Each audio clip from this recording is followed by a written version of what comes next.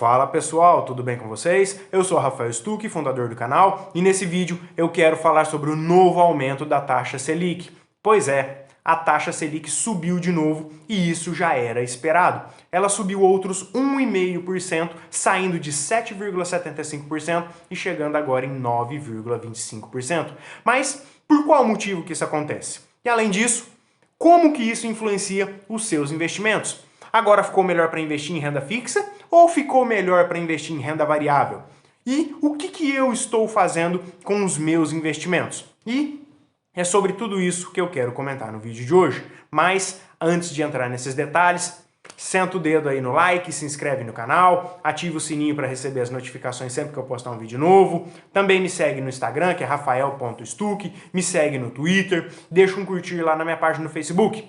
E o mais importante de tudo é você compartilhar esse vídeo, porque ele pode ajudar muitas pessoas a se informar sobre a nova alta da taxa Selic e sobre como isso pode afetar o mercado financeiro. Vamos lá!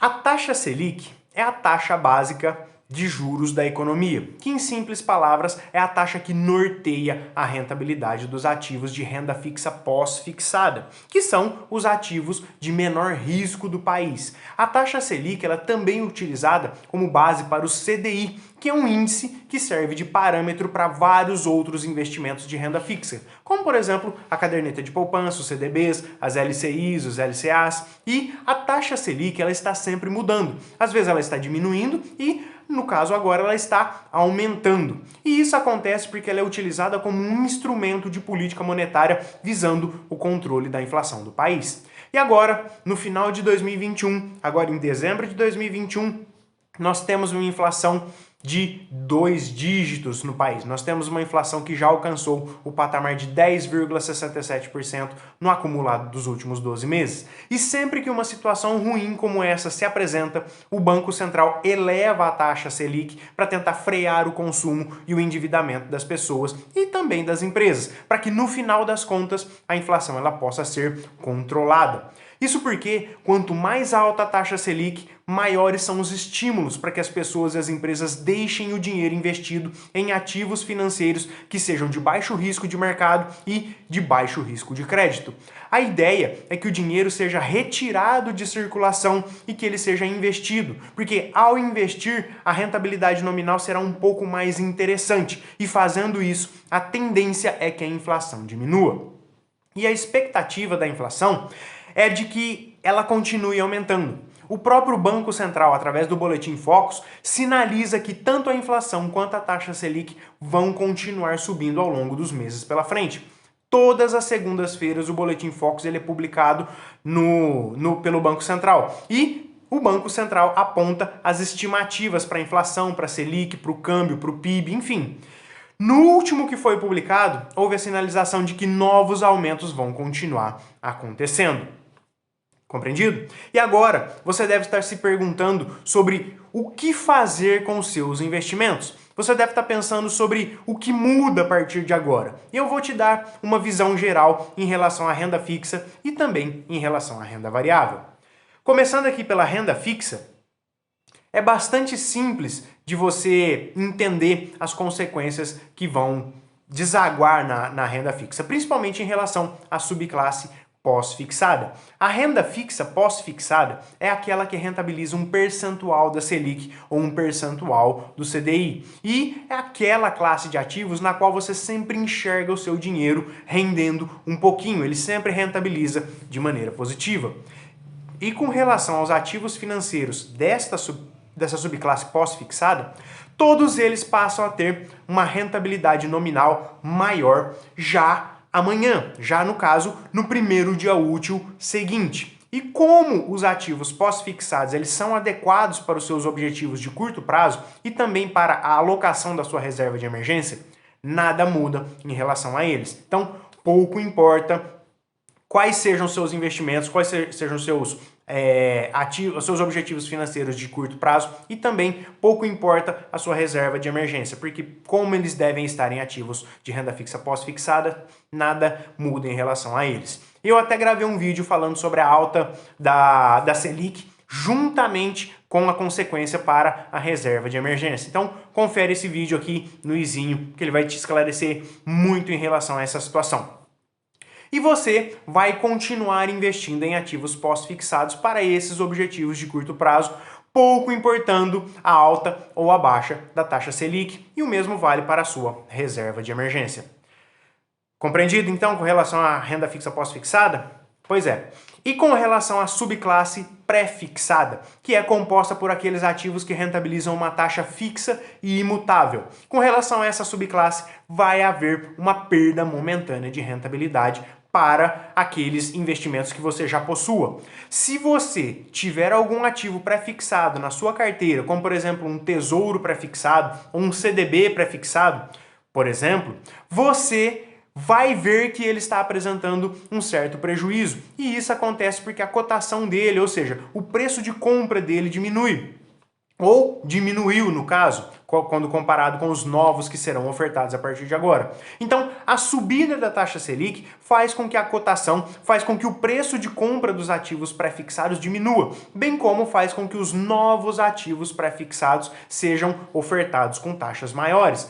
Mas não é a alta da Selic que diminui o preço e aumenta a rentabilidade dos pré-fixados. O que acontece é que o mercado não aceita mais receber uma taxa pré-fixada que esteja abaixo da inflação do país. E como os pré-fixados são adequados para os objetivos de médio prazo e objetivos com prazos definidos, o que você precisa fazer é analisar se as taxas que estão sendo ofertadas nesse momento, são suficientes para você atingir os seus objetivos financeiros. Eu, particularmente, não estou investindo em ativos pré-fixados neste momento.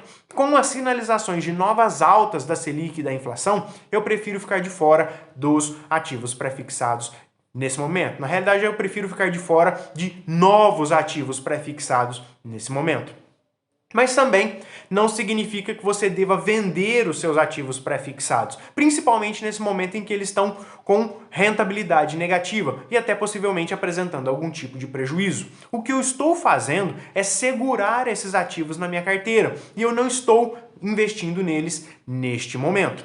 E dito tudo isso, finalizando com relação à subclasse pós-fixada e com relação à subclasse atrelada à inflação.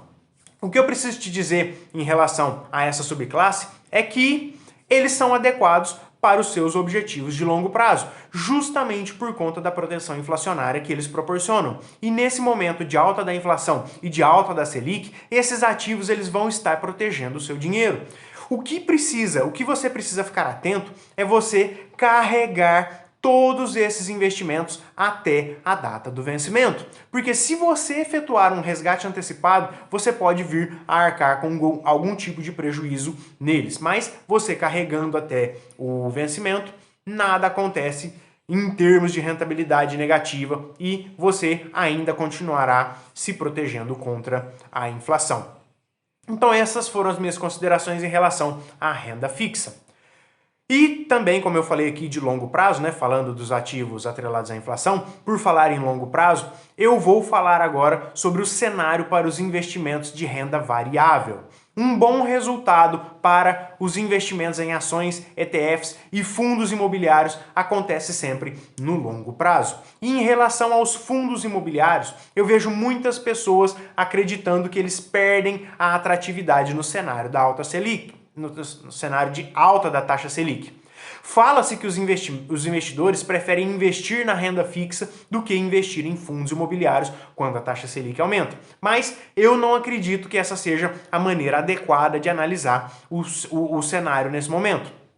Quando os fundos de tijolos possuem, por exemplo, majoritariamente os seus contratos de aluguéis reajustados pelo IPCA e pelo IGPM, eles se tornam excelentes investimentos para te proteger contra a inflação. E do mesmo modo, os fundos de papéis possuem boa parte das suas carteiras atreladas ao IGPM e ao IPCA. Então, no curto prazo, os fundos imobiliários apresentam uma queda nas suas cotações, mas isso não significa que a renda fixa esteja melhor. O que precisa ficar claro na sua cabeça é que cada tipo de investimento se encaixa em uma finalidade e em um prazo e também se encaixa em um determinado objetivo. E no curto prazo, o mercado está exigindo que os fundos imobiliários paguem um preço paguem um prêmio maior frente ao risco que eles oferecem. E para fazer isso, para pagar esse prêmio maior, ocorre uma queda nas cotações dos fundos imobiliários.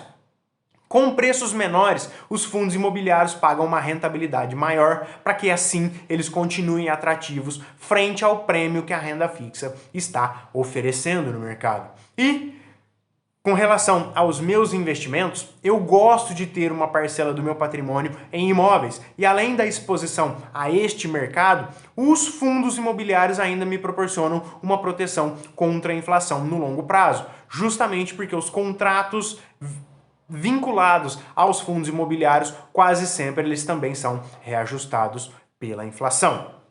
Compreendido com relação à questão da renda variável, especificamente em relação aos fundos imobiliários? Então agora eu quero falar sobre o impacto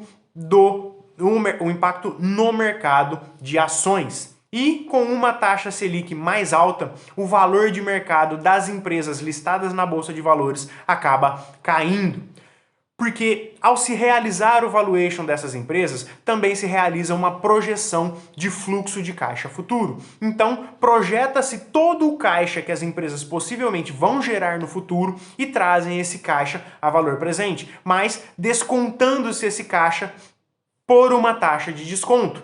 E que fique muito bem claro, essa taxa de desconto não é a taxa Selic. Muitas pessoas se enganam e acham que é a taxa Selic, mas não é. Apesar disso, a taxa Selic está intimamente ligada com a curva de juros futuros. Então, em tese, pode sim haver essa queda na cotação das empresas. Mas como os investimentos em ações são voltados apenas para o longo e para o longuíssimo prazo, é muito interessante ter parte do seu patrimônio investido nessas empresas. Então, por esse motivo, a alta da taxa Selic não muda absolutamente nada nos meus investimentos em relação às minhas ações. Como eu foco no longo prazo e utilizo o mercado de ações para alcançar os meus objetivos financeiros de longo prazo, eu continuo investindo no mercado de ações da mesma maneira. E essas foram as minhas considerações aqui em relação ao aumento da taxa Selic frente às consequências na renda variável, especificamente em relação ao mercado de ações. E, dito tudo isso, essas eram as possíveis consequências que o aumento da Selic podem trazer para os seus e os meus investimentos. Eu falei aqui de renda fixa e de renda variável. E eu espero que você tenha compreendido um pouco sobre esse movimento de subida da taxa Selic e o impacto disso nas nossas vidas e o impacto disso nas mais diversas espécies de ativos que são ofertados no mercado financeiro. Então, se for assim, eu chego ao final desse vídeo. E mais uma vez, eu peço para você deixar o seu curtir no vídeo aqui. Se você estiver me assistindo no Instagram, deixa o seu coraçãozinho. Peço para você se inscrever no meu canal do YouTube, peço para você me seguir no Instagram, me seguir no Twitter e também para você deixar um curtir na minha página do Facebook. E o mais importante de tudo é você compartilhar esse vídeo com seus amigos e com seus familiares. Então eu vou ficando por aqui, um abraço e até o próximo vídeo. Tchau!